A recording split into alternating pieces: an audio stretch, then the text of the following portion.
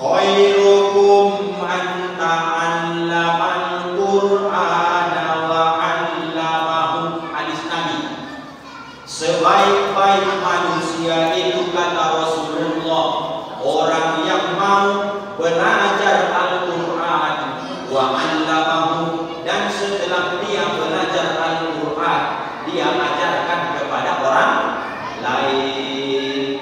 Kalau Bapak Ibu sudah mau belajar Quran kemudian juga mau mengajarkan Quran, itulah salah satu tiket membuat kita mulia kata Rasulullah sallallahu alaihi wasallam.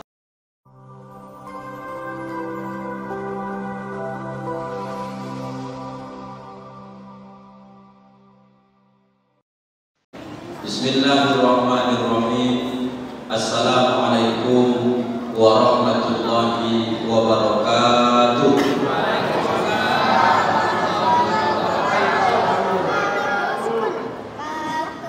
Jika Tuhan menangkap bala, kompaklah. Jika Tuhan menangkap bala, tangkaplah bala di halaman. Dari cara kalian menjawab salam. Cakap dah bilang, kok hilang? Belum boleh. Kalau Tuhan menangkap bala, tangkaplah bala di halaman. Dari cara kalian menjawab salam, nampaknya kalian sudah kekenyangan. Makanya tidak ada mau kalian jawab salam lagi, banyak kali makanannya ya. Assalamualaikum warahmatullahi wabarakatuh.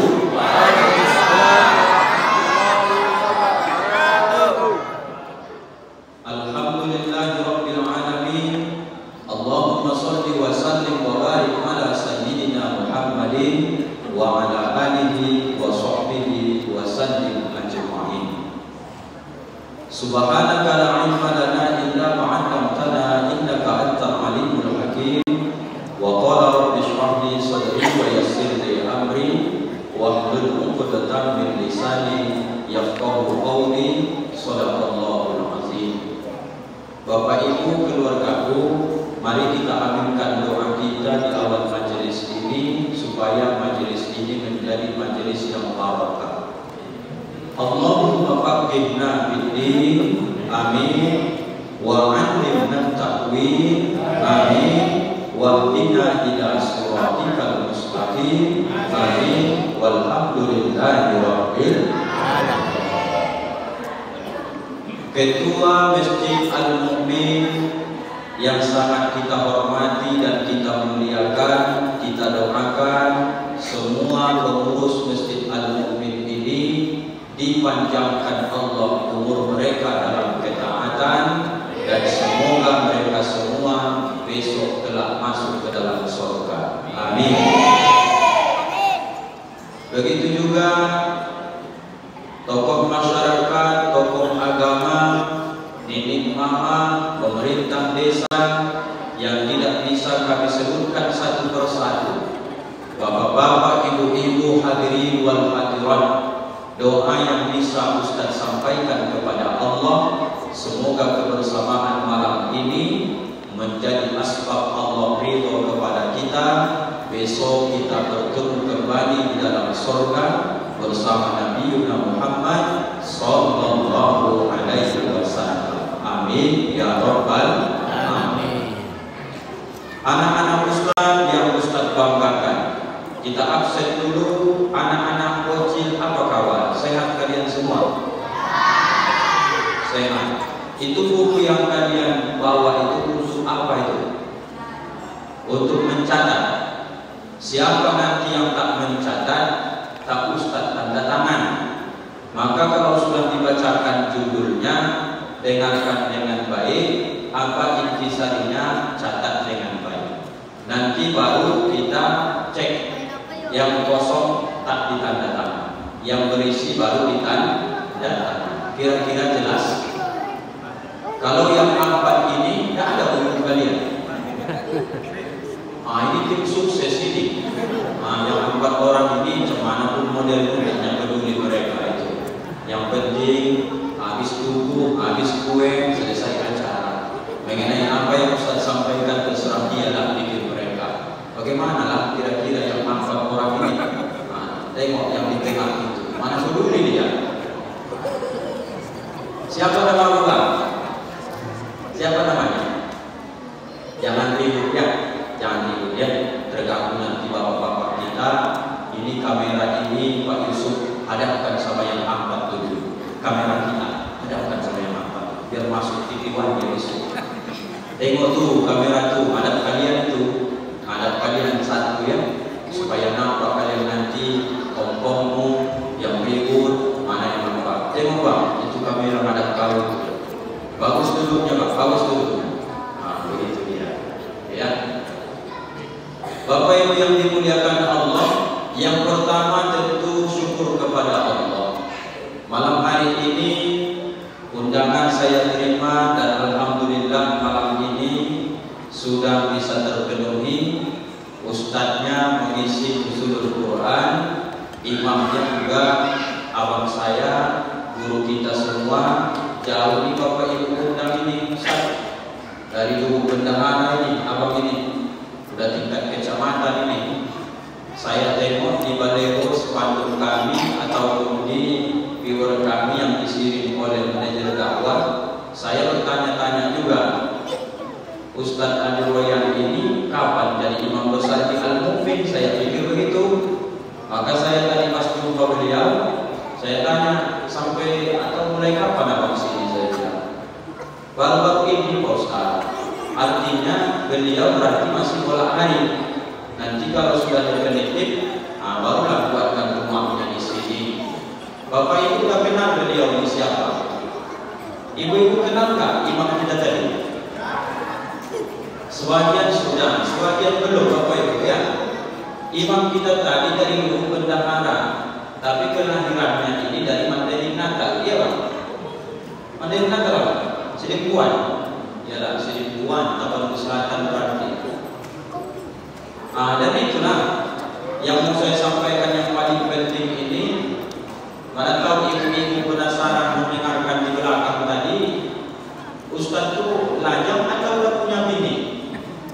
Maka saya sampaikan sama ibu-ibu, beliau sekarang posisi sedang kosong, sedang lajang beliau nih, ibu-ibu. Anda tahu berminat kalian, habis ceramah ini tanyakan sama dia. Kalau bisa kira-kira malam ini supaya definitif dia tinggal di daerah Al-Mufin ini. Lajang masih biarpun ustaz-ustaz kadang nggak paham, nggak tahu, saya sampaikan lajang beliau ini. Udah ada? Oh udah ada rupanya. Apa salahnya? Saya kan tahunya lajang, itu saya promosikan. Tapi kalau sudah ada, alhamdulillah. Nah itu kan baru saja. Apa salahnya kalau dia tambah? Kan ada salah dia itu Bapak Ibu. Rupanya sudah ada. Betul bukan? Mana orang? Oh, dari sini. Syukurlah alhamdulillah.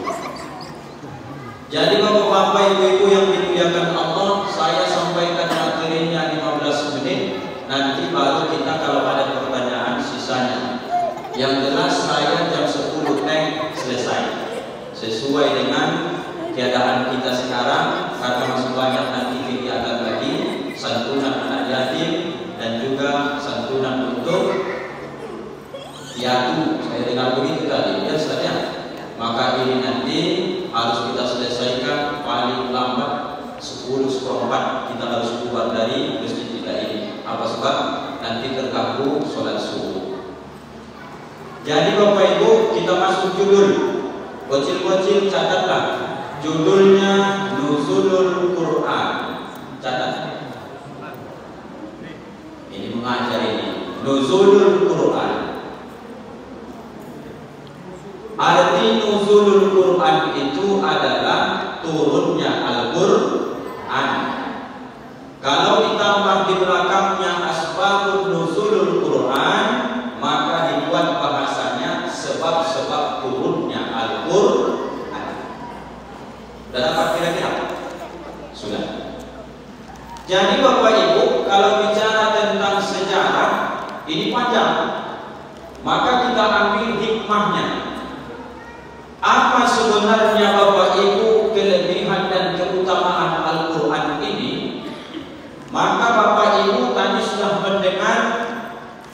disebutkan bahwa dalam Quran ini, coba Bapak Ibu nanti sama-sama kita simak dengan baik. Kalau kita urutkan baik nama bulan dari Hijriah ataupun Masehi, Bapak Ibu akan bertemu hanya satu bulan itu yang langsung Allah sebutkan dalam Al-Quran. Kira-kira menurut Bapak Ibu, bulan Muharram ada nggak disebut Allah dalam Quran? Ibu masih bernapas kalian? Masih kan? Tegang kali tengok. Bulan Muharram ada nggak di Quran disebut Allah? Bingung Bapak Ibu nampaknya ya? Ayo sama-sama. Muharram. Ayo kecil, ikuti Ustaz. Muharram. Safar. Rabiul Awal. Rabiul Akhir. Jumadil Awal. Jumadil Akhir. Rajab. Sya'ban. Ramadan. Syawal. Zulqa'dah. Zulhijjah. Januari. Februari, Maret, April, Mei, Juni, Juli, Agustus, September, Oktober, November, Desember. Kalau 12 tambah 12 berapa totalnya? 24. Dari nama-nama bulan yang 24 itu 12 Masehi, 12 Hijriah. Kalau Masehi Januari, Desember. Kalau Hijriah Muharram, Zulhijjah. Apakah nama bulan yang 24 ini ada semua dalam Quran? Jawab. Tidak. Muharram ada nggak di Quran Bapak Ibu? Jangan salah bilang nggak ada. Pernah nggak mendengar di surah At-Taubah itu arba'atul huruf? Pernah dengar nggak? Nggak nyambung kalian ini. Muharram secara langsung nggak ada Bapak Ibu. Rajab pun secara langsung nggak ada Bapak Ibu. Maka yang ada satu-satunya nama bulan di dalam Al-Quran itu adalah bulan Hijriah yang disebut dengan bulan Ramadan. Maka ayatnya berbunyi Syahrul Ramadan allazi unzila fihil Quran. Teka-tekinya begini. Apakah karena Al-Quran turun di Ramadan makanya Ramadan menjadi mulia, atau memang Ramadan ini memang dari awalnya mulia baru datang Quran itu? Mana yang betul?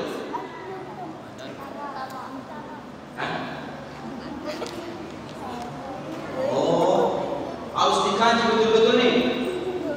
Apakah Ramadan ini karena Al-Quran dia mulia, atau memang dari sononya Ramadan sudah mulia, Quran datang menyusul? Mana yang betul Bapak Ibu? Jawabnya begini. Seandainya berubah ayat itu, Syahrul Rajab unzila fihil Quran, di bulan Rajab itu turun Al-Quran, maka Al-Quran itu karena turun di Ramadan, maka mulialah nama bulan Ramadan. Kalau seandainya Al-Quran ini turun di bulan Rajab, maka kalah nama Ramadan, yang naik itu Rajab. Kalau turun Quran itu di Rabiul Awal, naik nama Rabiul Awal, kalah bulan Ramadan. Rupanya Bapak Ibu, hikmah pertama bahwa Al-Quran ini asal dia diturunkan di satu bulan, maka bulan itu terangkat derajatnya. Siapa yang dekat dengan Quran ini, naik derajatnya. Siapa yang sering baca Quran ini, naik derajatnya. Siapa yang sering bersahabat dengan Quran ini, naik derajatnya. Maka jangankan manusia, bulan pun kalau ikut di situ Quran, maka Allah muliakan nama Ramadan. Sampai di sini Bapak Ibu paham nggak kira-kira? Paham. Nih, bagaimana caranya Pak Ustadz supaya kita mulia dengan Al-Quran ini? Catatlah Bapak Ibu, kecil. Catat. Ada berapa caranya? 5. Buat bersuluh. 5 buat.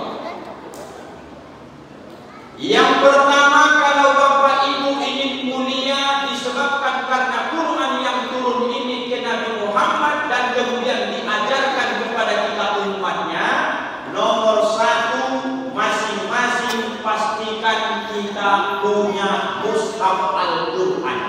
Itu nomor 1. Catat. Bodi mushaf Al-Quran. 1. Ibu mohon jujur, setua ini ibu sudah berapa Al-Quran yang ibu beli pakai duit ibu sendiri? Ada yang sudah beli 5? Belum. Ada yang beli 2? Ya. Ada yang tak pernah beli sama sekali? Ada nggak? Banyak Bapak Ibu. Oh, begini loh Bapak Ibu. Harga Al-Quran ini 150.000. Kalau kadang-kadang umat Islam ini ditanya, ada nggak Quran di rumahmu? Banyak Quran di rumahmu. Dari mana kau dapat? Banyak di Masjid Al-Mu'min. Quran siapa itu? Quran wakaf orang. Nggak marah pengurus masjid kalau diminta. Enggak, orang di situ pun masih dibantu pakai plastik. Orang siapa yang mau bisa diambil? Kalau Bapak Ibu mengandalkan wakaf orang berupa Al-Quran kemudian Bapak Ibu baca, maka yang panen pahala itu adalah orang yang mewakafkan Al-Quran. Maka sekarang ini buat gerakan harus punya satu orang beli mushaf Al-Quran. 5 kalian di rumah itu, 5 Al-Quran kalian di rumah itu, supaya ada setiap 1 orang ada Al-Quran. Kau bang yang menulis ini, ada nggak Quranmu? Abang yang pensi hitam, ada Quran? Ada. Berapa buah? 2. Siapa yang beli? Mama. Berapa satu dibeli? Tidak tahu. Jangan-jangan Qurannya bukan wakaf itu, nah. Memang dibeli. Begini loh Bapak Ibu. Supaya kita melihat kemuliaan Quran ini, mulai tahap pertama beli mushafnya pakai duit sendiri, 150.000-nya Bapak Ibu beli, maka mushaf ini besok dia akan menjadi persaksian pernah duit kita keluar untuk membeli kalimat-kalimat Allah yang agung ini. Mati kita besok dibaca orang Quran yang harga 150.000 ini, mengalir pahalanya sama kita Bapak Ibu, menjadi namanya ini sedekah jariah kita. Meninggal kita diwariskan ke anak, meninggal anak diwariskannya ke cucu, meninggal cucu diwariskannya ke cici, sampai rusak Al-Quran ini besok 100 tahun yang akan datang, duit yang 150.000 itulah orang cerdas, dia pernah selama hidup membeli mushaf Al-Quran. Jadi gerakan pertama ini, ayo masing-masing kita Bapak Ibu pastikan kita pernah beli mushaf Al-Quran. Aku tidak penting kali beli mushaf itu Pak Ustaz di handphone berserak-serak sekarang aplikasi Al-Quran. Itu saja aku pakai kata dia. Beda Bapak Ibu. Saya mulai belinya pakai duit saya sudah berpahala.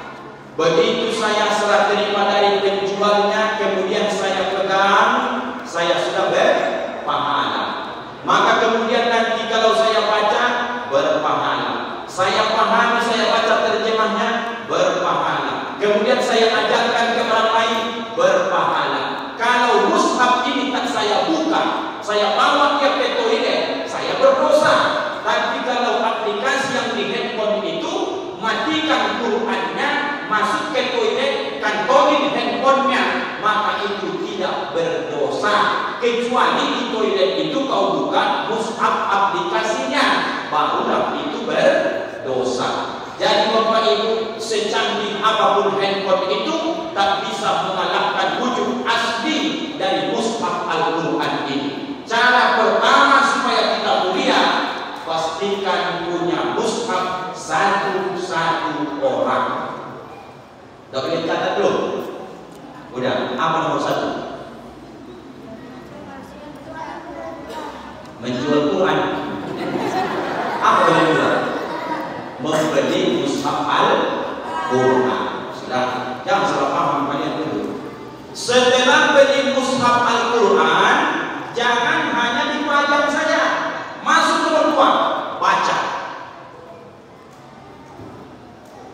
Setelah beli mushafnya, baca. Ada enggak Bapak Ibu batasan kita baru berhenti baca Quran ini? Tidak. Saya kasih Bapak Ibu resepnya ada dua. Pertama, Bapak Ibu yang tak lancar baca Quran terbata-bata, langsung Bapak Ibu nanti melompat cara pikir, jangan monoton. Tak pahamkan Pak Ustaz. Begini Bapak Ibu, kalau saya baca Quran ini terbata-bata, maka saya terus berusaha untuk belajar, maka saya mendapatkan pahala dua Bapak Ibu. Ya, kalau saya baca Quran ini tak lancar terbata-bata, maka saya terus belajar. Memang segitulah kemampuan saya. Bagaimanapun gurunya ngajari, memang karena faktor usia, memang begitulah kemampuan saya. Kata Nabi, kau dapat pahala dua. Jangan sampai karena tak lancar baca Quran, maka dia tidak pernah mau baca Quran. Ini sekarang musim tadarus Ramadan. Ada orang-orang tipenya karena nggak lancar baca Quran, nggak mau dia ikut tadarus. Maka ini menjadi masalah. Ikut bapak, ikut ibu tadarus, cuman harus pakai hati yang lapang. Asal disalahkan kawan, jangan merajuk. Ini salah sedikit disalahin kawan, merajuk 3 hari dia tak datang. Besok hari ketiga datang balik, dibacanya lagi. Wa idh qala Ibrahim. Pak, bukan begitu cara bacanya. Wa idh qala, bukan kola. Kalau kola, orang jadi kola nanti itu makanan marah Allah. Macam kawannya yang pandai kata dia. Habis itu 3 hari, tak pernah dia baca Quran lagi. Bapak Ibu yang sudah tua-tua, kalaupun tak lancar kau baca Quran, pegang satu kalimat, terus kau belajar sampai mati. Biarpun tak lancar bacanya, penting terus belajar. Memang itu batas kemampuanku ya Allah. Kata Nabi, kau dapat pahala dua. Pertama, kesulitanmu dalam membacanya. Pahala kedua, karena sering kau mengulang-ulang hurufnya. Maka orang yang tak lancar baca Quran jangan patah semangat. Tak ada masalah di usia, tak ada masalah alasan karena tak sekolah. Yang jadi masalah, sudah tahu dia tak lancar baca Quran, tak mau pula belajar. Itu berdosa. Kira-kira bocil paham tak kalian ceramah ini? Pahamnya itu. Jadi Bapak Ibu dipegang prinsipnya ya. Kemampuan saya ya Allah baca Quran ini hanya beginilah. Aku dulu tak pernah baca Al-Quran ini pakai guru, pakai metode sendiri saja. Mana izhar, mana idgham, mana iqlab, mana ikhfa, mana izhar safawi, ikhfa safawi, idgham bini, aku tak paham-paham. Yang penting sesuai ilmuku saja. Kalau Bapak Ibu tak mau belajar, maka baca Quran ini. Kata Nabi, ada orang yang baca Quran dilaknat oleh Al-Quran. Siapa mereka? Dia baca suka-suka hatinya, dia tahu dia tak pandai, tapi rajinnya baca Quran luar biasa, belajar tidak mau. Paham kira-kira Bapak Ibu?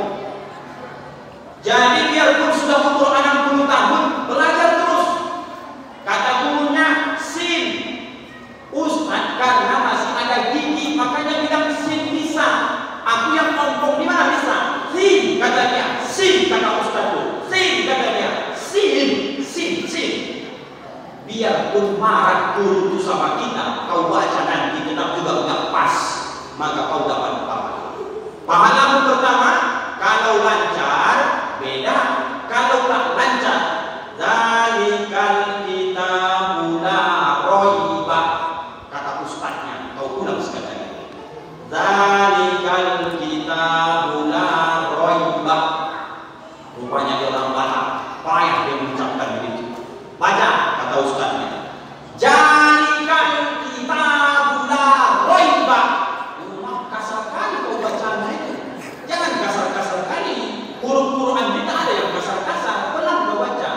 Zalikal kitabu la raiba.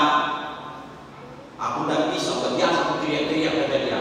Zalikal kitabu la raiba. Setahun dia belajar, tidak ada perubahan. Tetap itu dia baca. Menurut Bapak Ibu, berdosa enggak dia itu atau berpahala? Itu Pak. Orang yang terus belajar memang itu kemampuannya, maka dia terus dapat pahala. Intinya Bapak Ibu jangan patah semangat. Asal dia jadi orang, jangan merajuk. Asal disalahkan orang, jangan pula nanti sakit hati. Belajar terus sampai kita nanti mati Bapak Ibu. Itulah. Berarti Pak Ustadz sejauh ini enak juga lancar baca Quran, kata ibu tadi kira-kira ya kan, dapat 2 pahala karena kesulitan mengucapkan huruf, kemudian sering mengulang-ulang. Zalikal kitabu la raiba, zalikal kitabu la raiba. Kau ulang-ulang hurufnya, makin banyak kau dapat pahala. Berarti lebih bagusnya Pak Ustadz kita baca Quran ini terbata-bata, tidak lancar, iya. Kalau orang yang lancar baca Quran, mereka akan Allah angkat derajatnya dalam hadis Nabi, ma'akiramil bararah. Mereka ini akan bersama malaikat-malaikat yang mulia. Mereka derajatnya tentu lebih hebat dibandingkan yang baca Quran berbata-bata. Maksud Ustaz, biarpun Bapak Ibu kemampuannya tidak fasih, yang penting terus belajar. Baca saja Quran ini sampai kita meninggal. Bapak Ibu yang sudah lancar, maka baca juga Quran ini sampai kita meninggal dunia. Maka poin 2, baca Quran ini Bapak Ibu sampai kita sebanyak mungkin memotongkan Al-Quran. Ada berapa kecil? 2. Tak peduli mereka nilai lah. 2, 3. Apa yang ketiga? Beli mushaf sudah, baca Qurannya sudah. Kemudian yang ketiga, baca terjemahnya. Siapa ibu yang sudah pernah baca satu ayat Al-Quran sampai khatam? Baca seayat, baca artinya. Baca seayat, baca artinya. Ada nggak ibu-ibu yang sudah setua ini pernah dia baca begitu? Coba angkat tangan, saya kasih ibu duit. Dibacanya Bismillahirrahmanirrahim, dengan nama Allah yang Maha Pengasih lagi Maha Penyayang, sampai dia baca minal jinnati wan nas, dari bangsa jin dan manusia. Pernah dia baca setelah dia hidup di dunia ini sampai detik ini, pernah dia baca seayat Qurannya, langsung dia baca terjemahnya. Siapa orangnya? Angkat tangan. Ibu sudah pernah?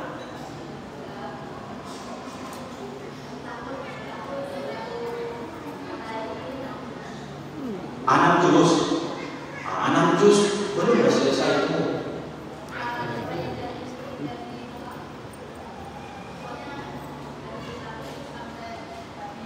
Ya.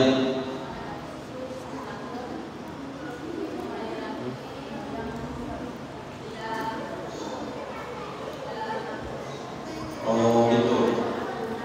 Ya, alhamdulillah Bu, dari juz 1 sampai juz 30 sudah pernah ibu baca artinya. Sudah. Allah Akbar, ini barang langka nih Bapak Ibu ini. Iya. Bapak-bapak Pak Ustaz tanya? Enggak. Kenapa Pak Ustaz? Jangankan bapak-bapak, saya saja ustaz, belum pernah saya baca itu kalau sendiri. Tapi kalau ramai-ramai sama-sama ustaz lain, pernah kami baca nih, udah hampir 2 kali khatam. Baca seayat, baca terjemah, baca seayat, baca terjemah, bergiliran. Maka kami sudah pernah khatam sekali. Ini sekarang di juz 18 atau 19 kami sekarang. Ibu sudah pernah ya? Berapa tahun baru selesai ini? Baca ayatnya, baca terjemahnya. Berapa ayat? Berapa tahun? 5 tahun selesai.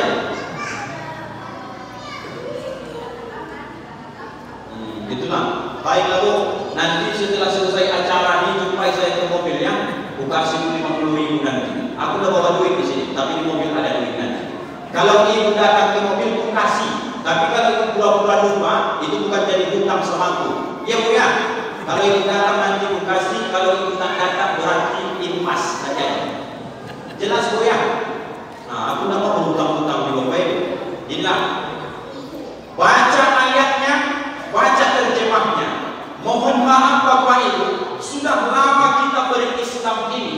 Kalau buka-buka kartulah kita malam di Bapak Ibu. Kalau kita tes satu-satu ke depan ini, masih banyak kita ini di hari tua kita sekarang. Kalau kita tes rukun sholat baca suratul Fatihah 7 ayat, masih banyak kita sampai hari ini yang tidak tuntas tahu arti dari surah Al-Fatihah. Betul tak Bapak Ibu? Biar panggil satu orang, kita tes dulu. Tidak akan panggil Bapak, tenang aja. Pasti anaknya ini yang panggil. Langsung Bapak menunduk begini. Kacau. Tidak akan panggil itu Bapak Ibu. Artinya Allah anggap sepele. Padahal bolak-balik kalau 17 rakaat sehari semalam, setiap rakaat Bapak Ibu wajib baca Fatihah. Tapi sudah berapa ribu rakaat semenjak awal tahu sholat ini awal kerjakan, mau sholat wajib, sholat sunnah, sampai malam ini mohon maaf masih banyak yang belum paham arti dari surah Al-Fatihah. Betul tak Bapak Ibu? Saya baca ayatnya, ibu baca terjemah. Bismillahirrahmanirrahim. Apa artinya itu? Mantap. Alhamdulillahirabbil alamin. Apa artinya itu? Ya, karena rame-rame kita anggap dapatlah sepeda. Ar-Rahmanir-Rahim. Maliki yaumiddin. Lagi kan? Apa kira-kira itu? Apa arti Maliki yaumiddin? Yang merajai hari pembalasan. Iyyaka na'budu wa iyyaka nasta'in. Apa artinya itu?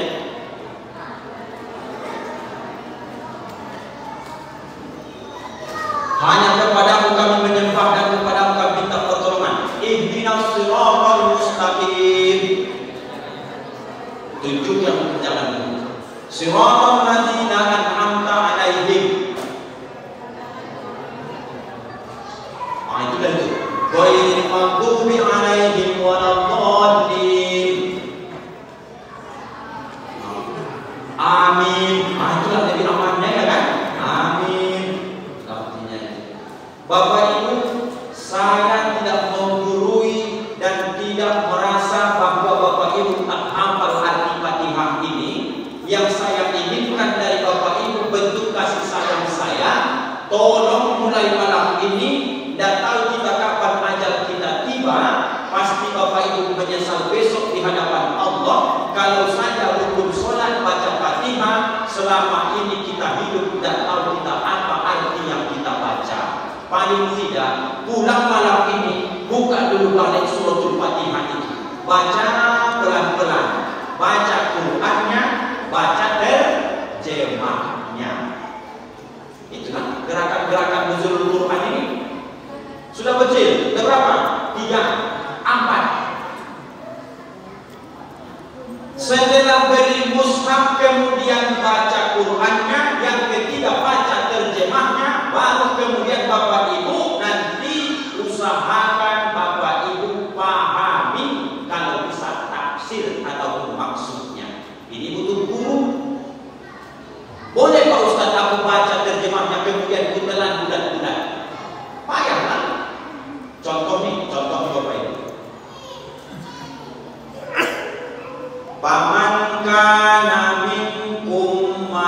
maridon au ala safarin fa'iddatum min ayyamin ukhra.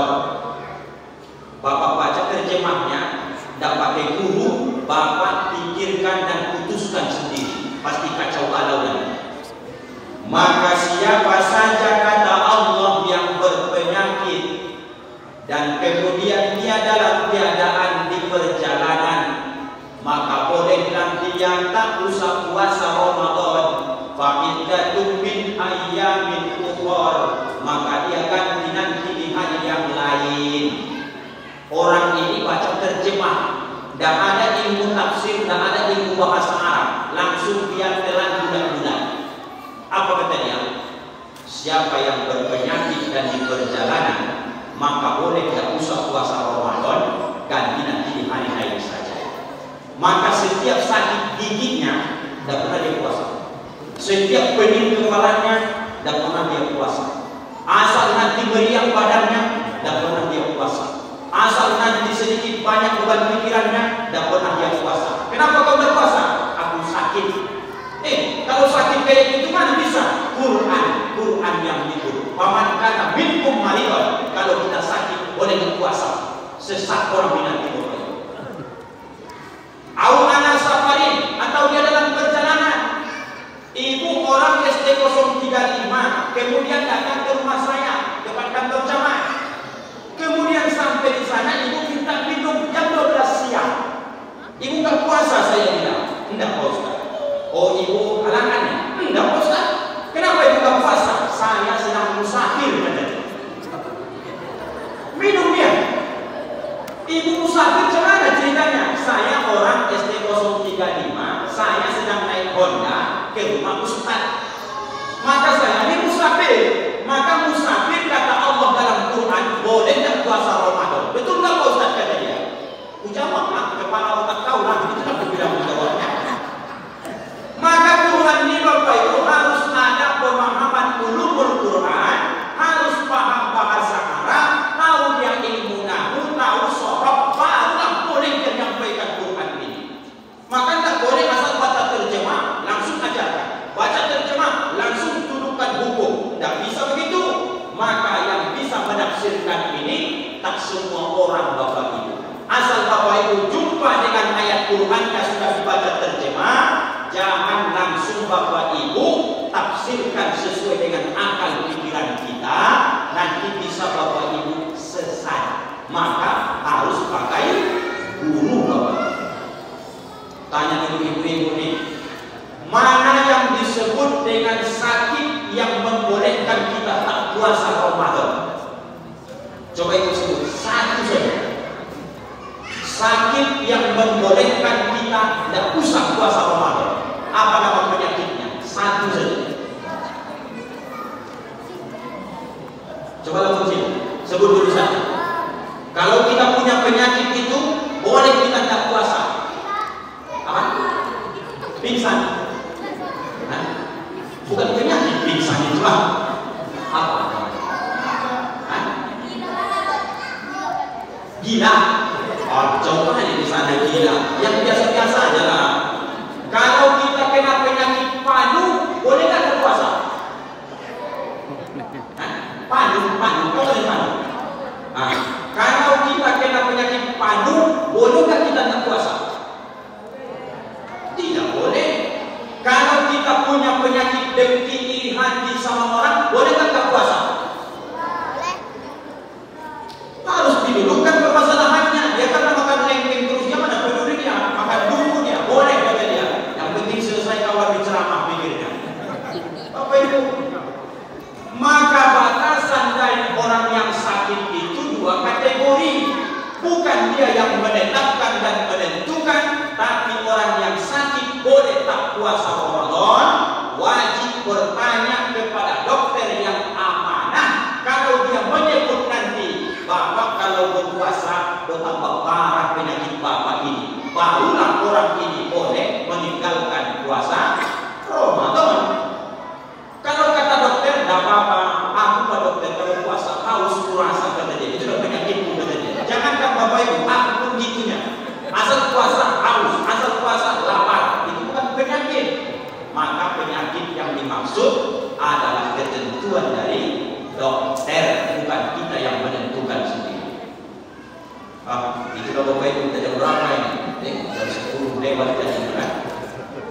Tuh, sudah catat kecil tadi? Coba ulang pertama. Yang pertama beli mushafnya, yang kedua baca Qurannya, yang ketiga baca terjemahnya, yang keempat kalau mampu baca tafsirnya, yang kelima ajarkan kepada orang lain. Khairukum man ta'allamal Qur'ana wa 'allamahu. Hadis Nabi. Sebaik-baik manusia itu, kata Rasulullah, orang yang mau belajar Al-Quran wa 'allamahu, dan setelah dia belajar Al-Quran, dia ajarkan kepada orang lain. Kalau Bapak Ibu sudah mau belajar Quran, kemudian juga mau mengajarkan Quran, itulah salah satu tiket membuat kita mulia, kata Rasulullah Sallallahu Alaihi Wasallam. 5 ini pegang di sampai meninggal kita, Bapak Ibu ya. Beli mushafnya besok, kemudian baca dia sesering mungkin, baca nanti terjemahnya, baca tafsirnya, dan kemudian ajarkan dia sama orang lain, maka Bapak Ibu akan dimuliakan Al-Quran ini, insya Allah. Pulang kita Bapak Ibu, masih tahan Bapak Ibu? Kalian bukan bapak-bapak kalian, bukan kalian yang bertanya. Kalau kalian tahan aja, asal ada makanan, ibu-ibu ininya masih bisa Ibu? Masih tahan? Bapak-bapak masih tahan? Sedikit lagi ya, sedikit lagi. Jadi Bapak Ibu, dalam Quran ini ada 3 tingkatan ciri manusia ini yang merupakan posisi kita malam hari ini. Pasti kita wajib memilih satu di antara yang 3 ini. Kalau Bapak Ibu nanti bisa nomor 1 bagus, nomor 2 pun silakan, nomor 3 pun silakan, tergantung Bapak Ibu di mana posisinya. Usahakan jangan sampai sebelum mati tak ada pilihan, itu yang jadi masalah. Yang pertama, model orang setelah Quran diturun Bapak Ibu, disebut orangnya yang orang ini tidak ada kepedulian terhadap Al-Quran ini. Kalau bahasa Arabnya disebut dengan zalimun li nafsihi. Sudah lama dia jadi orang Islam, hendaknya pernah dia Bapak Ibu beli Al-Quran. Sudah lama dia jadi orang Islam, belum pernah dia baca Quran sampai khatam. Sudah lama dia jadi orang Islam, hendaknya pernah dia mau baca, mempelajari arti dari Al-Quran. Tidak pernah menanya ke guru apa maksud dari ayat-ayat Al-Quran, dan tak pernah dia terpikir untuk mengajarkan Al-Quran. Orang ini tempatnya neraka jahanam, kata Allah, karena dia orangnya zalimun li nafsihi, dia menzalimi dirinya sendiri. Ini nomor 1. Ada orang yang kedua, kata Allah, namanya muqtasid. Siapa orang muqtasid ini Pak Ustaz? Orang yang Bapak Ibu di tengah-tengah. Dipelajarinya Quran, iya, tapi dia baca Quran ini, mana yang bentuk suruh dia kerjakan, mana yang bentuk larangan pun dia kerjakan. Namanya muqtasid. Al-Quran menyuruh umpama ini, aqimus sholat, kerjakanlah sholat, itu perintah. Ada dalam surah Al-Hujurat, ya ayyuhalladzina amanu, hai orang-orang yang beriman, innamal khamru wal maisiru. Dalam surah lain, kalau Al-Hujurat tentang masalah gosip-menggosip, membuka aib orang. Sholat dia rajin, mengatai orang juga dia rajin. Maka ini disebut muqtasid, di tengah dia. Ibadah rajin, maksiat juga rajin. Orang seperti ini masih ada harapan. Kalau dia taubat, selamat neraka, masuk surga. Kalau dikasih Bapak Ibu pilihan, mana lebih bagus kita rajin sholat dan rajin mengatai orang daripada tak rajin sholat, lebih rajin ngatai orang. Mana lebih bagus?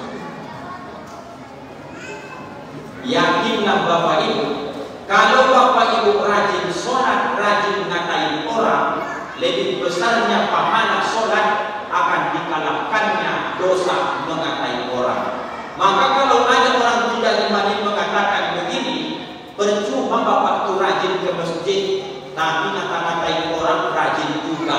Lebih bagus rajin ke masjid, rajin ngatai orang daripada tak sholat-sholat terus ngata-ngatai orang. Begitu Bapak Ibu. Itu muktasib namanya, masih lumayan itu. Ditimbang pahala sholat berjamaah 1 ton, dosa mengatai orang 500 kilo, maka Bapak masih ada tabungan 500 lagi. Maka silakan Bapak rajin sholat berjamaah, Ibu silakan rajin juga sholat ke masjid. Bagus, ngatai orang belum bisa ditinggalkan. Mudah-mudahan dengan rajinnya ibadah, lambat laun gosip akan tinggal dengan sendirinya. Ini orang muhtasib, rajin ibadah, rajin maksiat. Yang kita inginkan nomor 3, sabiqun bil khairat, orang ini yang sudah mulai istiqomah. Apa istiqomahnya? Dia tahu bahwa suruhan dalam Quran akan dia laksanakan, larangan dalam Quran akan dia tinggalkan. Inilah orang yang masuk nanti ke dalam surganya Allah Subhanahu wa ta'ala. Asal disuruh dan ditawar-tawarnya dia kerjakan. Asal dilarang dalam Quran, dia pun tak tawar-tawar, dia tinggalkan. Maka dia mulai merenung dalam hidup ini bahwa sesungguhnya Al-Quran ini adalah dan petunjuk bagi semua manusia. Siapa yang hilang petunjuk hidupnya, tentu dia akan sesat Bapak Ibu dan akan dihinakan oleh Allah Subhanahu wa ta'ala. Nomor 1 tadi tak baik, nomor 2 tak baik, nomor 3 namanya sabiqum bil khairat. Inilah Bapak Ibu yang sangat baik. Pilihlah nomor 3, istiqomah sampai akhir hayat kita. Kenang-kenangan terakhir sama Bapak sama Ibu. Ibu dapat gak ayat tentang menjelaskan kita dalam hidup ini makin lama hidup makin tak enak, makin lama hidup makin tak nyaman. Ada nggak di Quran itu Bapak Ibu? Saya baca pangkalnya, dilanjutkannya. Wa man nu'ammirhu nunafishu bil khalqi afala yaqilun. Surah apa itu? Yasin. Ayat berapa itu? Terserah Ustaz lah. Ayat berapa pun jamilah itu kata dia. Penting Yasin juga Ustaz. Yasin juga. Siapa-siapa kata Allah yang kami panjangkan umurnya, maka kemudian nunafishu akan kami kurangi bil khalqi dalam ciptaan kami. Tafsirnya itu, kalau orang sudah makin lama hidup di dunia ini Bapak Ibu, maka semua nikmat yang perlahan-lahan dari dulu dititip, makin lama dia hidup, maka Allah akan kembalikan dia seperti kejadian lahir ke dunia ini. Apalah yang yaqilun, tapi ini kata Allah bagi orang-orang yang mempergunakan akalnya. Renungannya apa Ustaz? Kalaulah malam ini ditawarkan sama bapak sama ibu, mau tidak Bapak Ibu hidup di dunia ini 100 tahun lagi? Mau Bapak Ibu? Tidak. Jangankan Bapak Ibu, saya pun tak mau. Kenapa Ustaz tak mau hidup 100 tahun lagi? Padahal umur Ustaz sekarang baru 35, kan baru 135 Pak Ustaz. Jangankan umur 135 tahun Bapak Ibu, umur orang sekarang 60-70 tahun saja sudah mulai nampak ayat ini berlaku sama mereka. Bagaimana berlakunya Pak Ustaz? Lahir kau dulu ke dunia ini,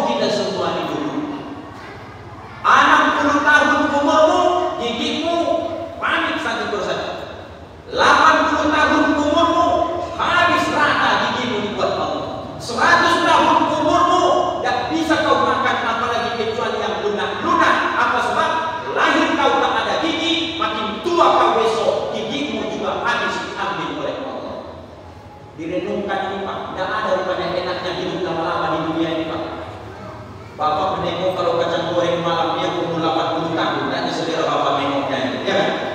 Lebaran besok buatkan kara kuning banyak-banyak tuh. Asal nampak mengamu itu tua-tua, keluarkan yang keras-keras, bawa di kuping gajah, bawa dulu yang model-model yang keras-keras itu. Dan akan habis itu bapak ibu. Apa sebab? Dan mampu gigi itu. Tuh, kasih satu lagi. Dulu kau lahir, begitu datang orang menengok, ini lucunya anak ini. Siapa namanya? Belum ada namanya dulu. Gemas sekali. Ibu panggil-panggil. Ucok, Butet, gitu. Ibu manggilnya sebelah kiri, anak menengok sebelah kanan. Dipanggil sebelah kanan, menengok ke sebelah kiri. Dipanggil dari atas, menengok ke bawah. Belum jelas penglihatannya.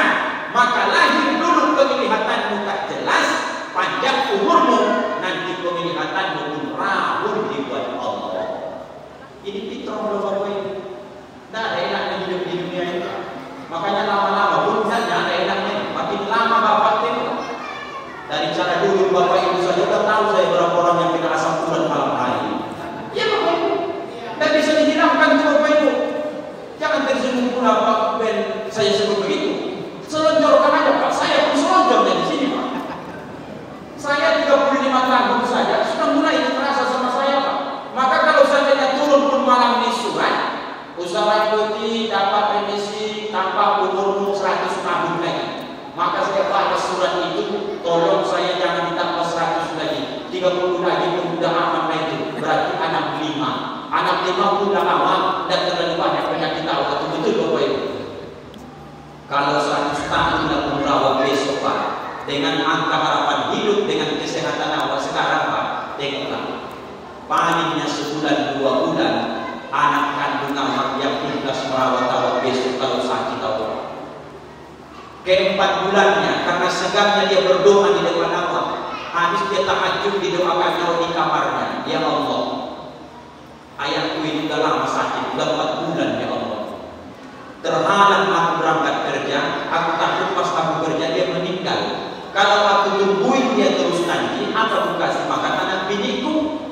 Maka dengan alasan ini ya Allah, kalau seandainya daerah ujung Batu Timur yang malaikat maut itu, aku tinggalnya di Setiabudi, tolong berikan perintah ke malaikat maut supaya menjenguk ayahku di rumah ini ya Allah. Daripada nanti ini menjadi dosa lama-lama, tolong cepat jemput dia ya Allah. Anak kandung awak itu Pak, kalau awak sudah tak berguna di dunia ini.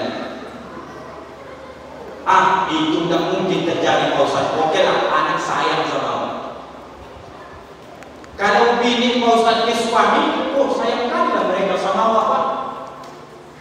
Sakit guna lakinya bertahun-tahun dirawatnya itu Pak. Izin maaf, layu kakinya semua najisnya dibuang, bininya ikhlas dia itu Pak. Kalau Bapak yang sakit, bini dirawatnya itu Pak. Tapi sudah banyak kasus saya temukan kalau bininya sakit, tidak usah sebulan 2 bulan setahun Pak. 2 pekan saja bininya sakit, sudah dibisiknya juga telinganya. Boleh aku nikah sekali lagi dengan itu. Bayangkan itu cepatnya. Kalau lagi ke bini, kalau bini ke laki lain lagi. Ada lagi yang sakit parah Bapak Ustaz. Kemudian ditanya anak, ayah mau makan bubur? Enggak, dia terlalu manis itu tadi. Makan bakso lah ya? Itu pun tidak cocok lagi. Jadi gimana ya? Makan bubur terlalu manis, makan bakso tidak cocok. Apa yang mau ayah inginkan? Ayah mau nikah lagi? Kata dia. Bayangkan dulu. Manusia ini nafsunya saja yang besar, kemampuannya tak ada lagi. Ayolah Bapak Ibu, jam berapa ini? Mau 11 pula jadinya ini, santunan lagi ya. Wa man nu'ammirhu nunakkishu fil khalqi afala yaqilun. Makin panjang umurmu kami buat kata Allah, maka akan kami kurangi nikmat-nikmat yang pernah kami titipkan kepadamu. Afala yaqilun. Kalau kau pikirkan, kalau kau punya akal kata Allah. Rupanya Bapak Ibu, sakit yang dikasih Allah itu sama awak itu adalah sinyal supaya awak paham awak di bakalan mati. Ubat yang bertanggung di kepala Bapak Ibu sekarang itu juga adalah sinyal peringatan dari Allah. Awak ini tak muda lagi bakalan maka Bapak Ibu kalau punya ubat jangan dicabut, jangan dicat. Karena ubat itu besok menjadi cahaya di hari kiamat. Yang tak boleh itu karena sudah banyak ubatnya dia tak sholat. Asal ditanya, kenapa Bapak tak sholat? Ubat itu bercahaya besok katanya. Dan bisa mati modal ubat juga. Harus sholat juga besok juga. Banyak ubatmu bertanda kau makin dekat dengan kematian, makin rajin sholat, maka ubatmu besok akan bercahaya karena kau di ujung usiamu taat kepada Allah.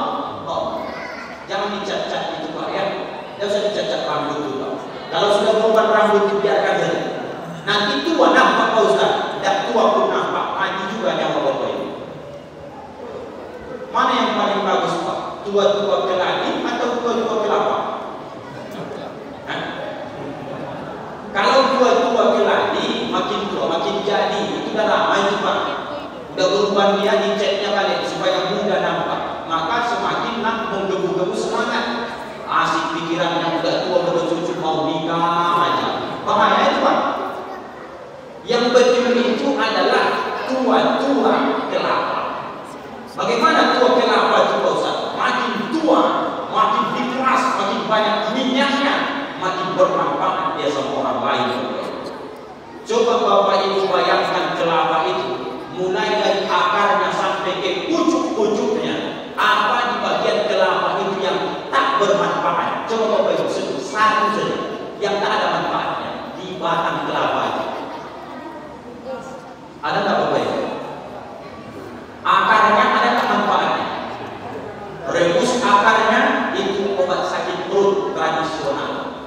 Batangnya Ustaz, potong, bawa, bisa buat jembatan, olah, bisa dinding rumah. Ada Ustaz, lidinya, lebih banyak lidinya lagi gunanya itu. Jadi sampo bisa.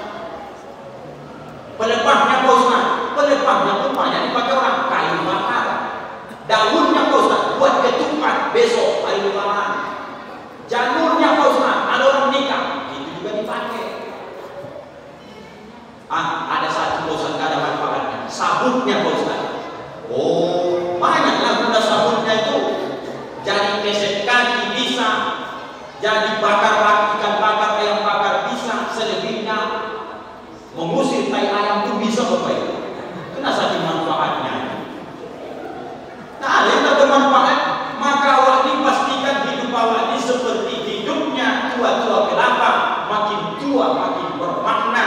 Ada yang awak gariskan tinggalkan besok dalam kehidupan. Ya Bapak Ibu ya, begitulah kurang kita.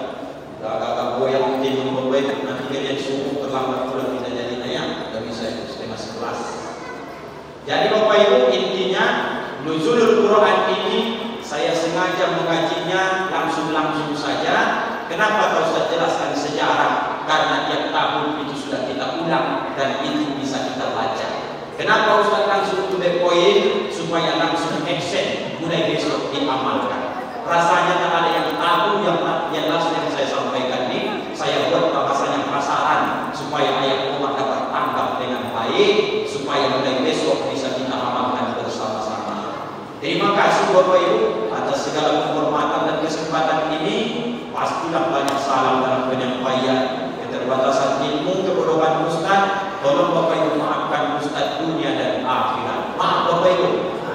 Alhamdulillahirabbil alamin.